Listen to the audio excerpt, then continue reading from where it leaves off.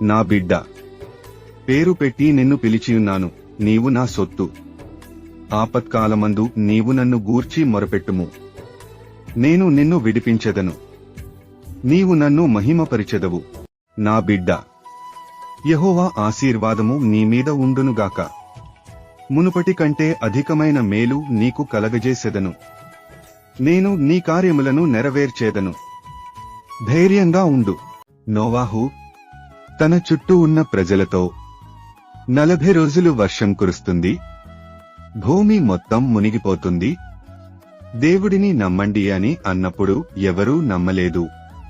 ఈ రోజుల్లో కూడా ఆకాశం నుండి అగ్నిగంధకాలు కురువబోతున్నాయి, దేవుడిని నమ్మి రక్షణ పొందండి అని అంటున్నా. ఇప్పుడు కూడా ఎవరూ నమ్మడం లేదు. నేను త్వరగా వచ్చుచున్నాను. ఇది విన్న నువ్వైనా జాగ్రత్తపడు.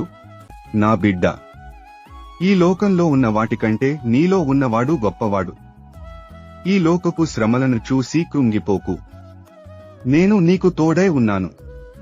ఏదియు నీకు ఎంత మాత్రమూ హాని చెయ్యదు. నిబ్బరం కలిగి ధైర్యంగా ఉండు.